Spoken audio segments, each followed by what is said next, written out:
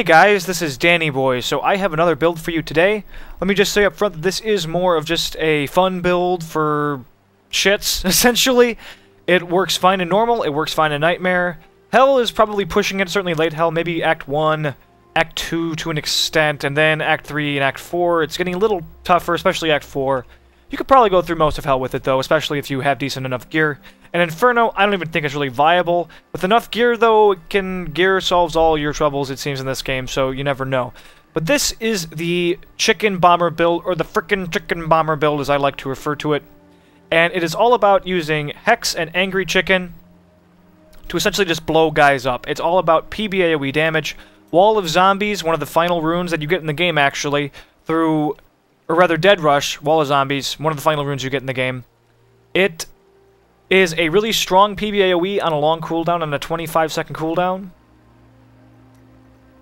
Coupled with Soul Harvest, Vengeful Spirit, to give you a nice damage boost and to debuff your enemies to increase the damage you do against them as physical. Another strong choice for Soul Harvest, though, is Siphon, to turn it into an additional defensive cooldown. In a pinch, you will be spending a good amount of time in PB/AoE situations, so that does make sense. Gain life after every enemy harvested. Couple that with the keystone of the build, the namesake of the build, Angry Chicken. You use Hex, it turns you into a chicken, you have 5 seconds to run into enemies and blow up. Then Fetish Army to give you uptime, and just from enemies attacking the fetishes, and then Fetish Ambush, turning Fetish Army into an incredibly powerful PB/AoE attack on a 2-minute cooldown.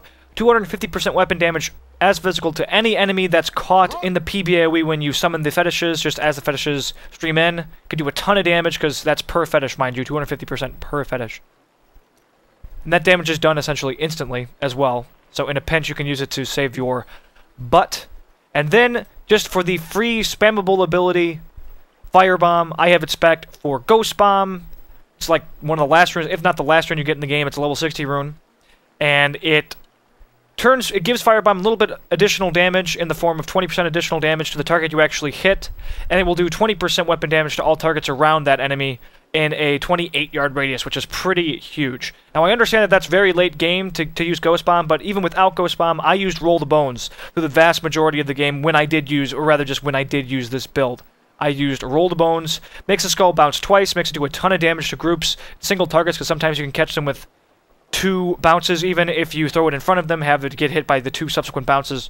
So I used Roll the Bones, you unlock it very early. So leveling, Firebomb, Roll the Bones.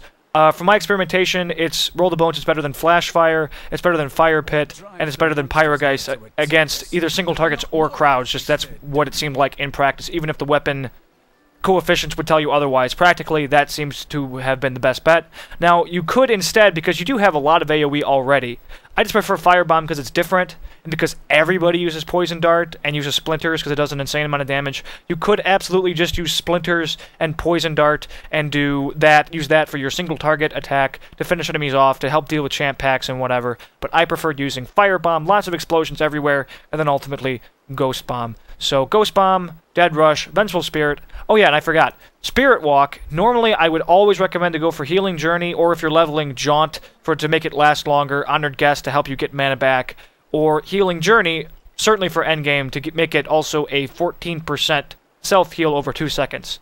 For this build, though, it's all about getting into enemies, getting near them, getting in the middle of packs, and blowing up. So what is more appropriate than using Umbral Shock to leave behind an explosive decoy, which will detonate after a short period of time and do damage as fire. Don't know why it's called Umbral Shock. Umbral implies shadow, and you're leaving behind an exploding decoy that does fire damage, so kinda weird, but whatever. So basically what you do is you run into a group of enemies, Soul Harvest, followed by a Wall of Zombies, PB/AoE, followed by Explosion from Hex. If you need to, you can use Fetish Army as a damage cooldown and as distractions, and then also run out with Spirit Walk, leaving behind a decoy that explodes, and then you can finish them off with Firebomb. Or you could finish them off with Poison Dart if you'd like, or whatever other single target ability you'd like to use, or just free ability or cheap ability, or whatever. This Firebomb is certainly not necessary. I think I like it. I think it's thematic for this build. It's certainly not necessary. You could use any other ability there. Nor really is Wall of Zombies. I just choose to use it because it's another PB/AoE. You could use, in place of that, Fire Bats, you could use it with Cloud of Bats, which is also a PB AoE, or you could replace it with a dot. Like Locust Swarm, you could replace it with Haunt, maybe help you get life back with Consuming Spirit, or just mana with Draining Spirit for whatever reason, or Locust Swarm for just pure damage. Searing Locust is a nice choice as well if you would rather use that than the PB AoE, because it is on a long cooldown. Searing Locust, which is another very late game rune. Very powerful Fire Dot against huge groups of enemies, does a ton of damage. Very mana intensive though, 196 mana. Let's see what else. You could, actually, now that I think of it, through the vast majority of the game, because this is a very late game rune, very, very late, I use the Gargantuan. I just used the Gargantuan for when I was using this build. Used the Gargantuan and had him help tank for me, help me avoid enemies. And a good spec for that is to use the Gargantuan with either, to start Humongoid, to give him a cleave. I use Restless Giant for bosses or what have you, uniques for a huge portion of the game. I prefer Restless Giant over Wrathful Protector. I'd rather have him out all the time, but in certain boss situations where he died instantly, Wrathful Protector can be useful if you want to use him as a temporary distraction. And then Big Stinker, I think, is a really good choice when combined with Bad Medicine to give you an almost constant 20% additional damage reduction, because he pulses poison damage in that case. You can also use, let me find it again, Bruiser, which is a very late game rune that makes him do more damage and allows him to stun enemies. So if you don't need the damage reduction and you prefer to use Bruiser, I would certainly recommend it, but he does die pretty quick without Fetish Loyalty in Late Hell and in Inferno, so you're going to probably, if you really want to use the Gargantuan with this build and you want to use it late game, you're going to want to spec into Fierce Loyalty and stack Life Regeneration. Okay, I have just gone all over the place with this. What other options are there? I'm not going to demonstrate all these options. I'm just going to demonstrate the build, just as I would use it, and you guys can use whatever else you'd like to fill these slots instead. But yes, leveling, I use the Gargantuan rather than Wall of Zombies. You could use a PB AoE crowd control ability like Horrify for Fear to give you some breathing room. Mass Confusion. Mass Confusion's at a long cooldown, though. I think that's about it, though, that I would recommend. I wouldn't recommend Big Bad Voodoo, really. Not really necessary.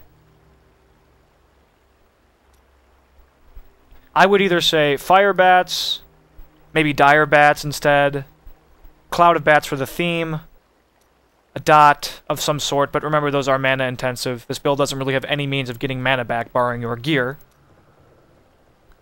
And then, as I said, Gargantuan, maybe Locust Swarm or Haunt, dot up enemies. Grasp of the Dead, maybe, to just slow them, keep them in place easier. Anyway, I recommend Circle of Fortitude as your passive. Very, very good. I used it through pretty much the entire game. I would not use Circle of Life. Don't need mana through the Spiritual Attunement. Gruesome Feast can be amazing if you can get health globes up enough. Say you're with a class that has a passive that makes health globes pop out more often, so you can just have I believe a Barbarian has a passive like that, or an ability that makes health globes appear more frequently. You can constantly have a 50% intelligence buff from just constantly killing enemies and getting health globes. Very, very powerful if you do that. That's actually, honestly, almost a build in and of itself. Just you need a Barbarian with you. Blood Ritual isn't necessary. Zombie Handler isn't necessary. I use Pierce the Veil to give you more damage because this isn't a very mana-intensive build, so it can be useful. Fetish Sycophants can actually be a very good choice if you do want to use Firebomb or Blow Dart, or just another frequently spammed ability, because you can get a lot of Fetish Sycophants out at once. I've had 4 out at a time just spamming Firebomb over and over again, and they can be very useful distractions if nothing else, so that can be a good choice. Spirit Vessel, this is a dangerous build, so Spirit Vessel can certainly be helpful. You are in the middle of enemies a lot, so you are going to take damage and get hit and what have you.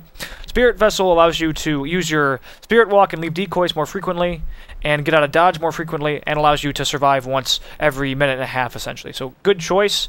Rush of Essence is unnecessary. Vision Quest is not really pertinent to this build. I already talked about Fierce Loyalty. Tribal Rights will allow you to use Fetish Army and just Hex, and use your Chicken ability more frequently. So, I would say either you want to use Tribal Rights and Pierce the Veil, or Grave Injustice and Pierce the Veil. I'm going to use Grave Injustice for now, because you are going to be close to enemies when they die, when you blow up on them. So that will give you health back, it will give you mana back, and it will reduce cooldowns on your abilities further. Ideally, more than Tribal Rights, ultimately. Ideally, because also Tribal Rights only affects Hex and Fetish Army, whereas we want to get our cooldown down on Spirit Walk and Soul Harvest and Wall of Zombies as well. But I think that's it. That's all I really needed to say. So let's demonstrate it, and you will see this is a very painful build on Inferno Act 1. Using a Templar to help me out, highly recommend it. Hello. Though before I demonstrate it, I could talk a little bit about gear. If you are going to use this build, you really should be stacking Vitality, Protection. You should probably use a shield. I am not right now. I'm not really optimized for this build. I'm not really optimized for any build right now. I just have random leveling gear I have just happened to find throughout leveling through the game. So you want to have higher resistances. You want to have, through intelligence or whatever, just armor, vitality, health regeneration. Just anything, block, dodge, anything to help your survivability. You're going to be very close to enemies. You're going to take hits. So you want a means to aid your survivability. So now let me actually find a decent enough pack. I haven't used this build in a while either, so I'm not totally used to it. Okay, so I'm going to use my decoy thing to get out of there as well and just get a quick buff up. Now I can run in. I'm a chicken. Blow up. Finish him off with Firebomb or whatever other ability you happen to use. I didn't even actually use my other PBAOE yet. Buff up again. Leave behind a decoy. Use my cooldown PBAOE. Use Chicken. You notice that Chicken is also a knockback, which can be very helpful through pushing enemies away from you and use it as a defensive cooldown almost. I've used it frequently for that purpose. Let's find a decent sized pack. Let's go, let's go, let's go. So in order to detonate, you do turn into a chicken. You have to hit one of your hotkeys to detonate. Notice that they can still hit me. And kill me, even. They can also instantly kill me. Let's try that again. I did really just want to demonstrate that you can get hit and you can take damage. It's not invulnerability. You're just a chicken. They can turn you into chicken dinner. So keep that in mind.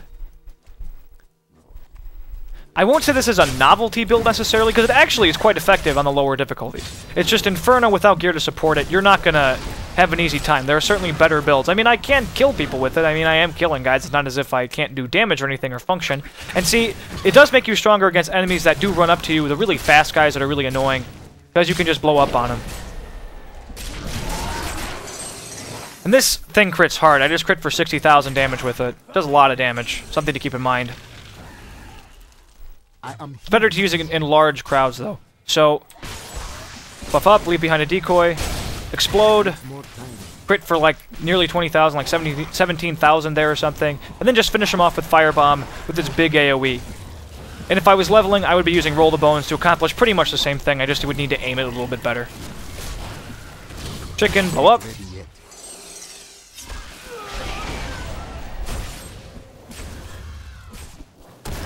Wait for these guys to gather.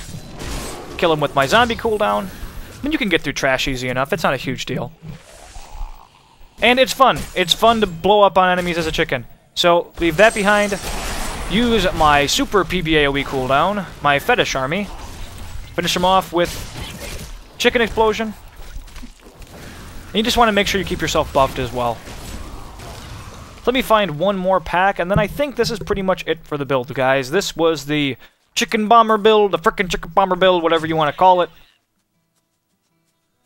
It's all about just blowing up on people in point-blank range, doing a lot of damage really quickly in burst at point-blank range.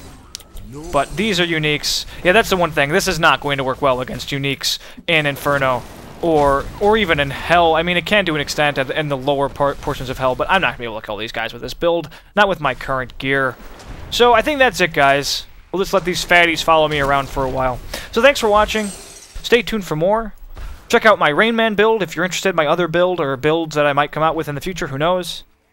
Like the video if you enjoyed it. Sub if you'd like to see more stuff, more Diablo 3 stuff. Leave comments and feedback and questions and I'll answer them. And have a good one.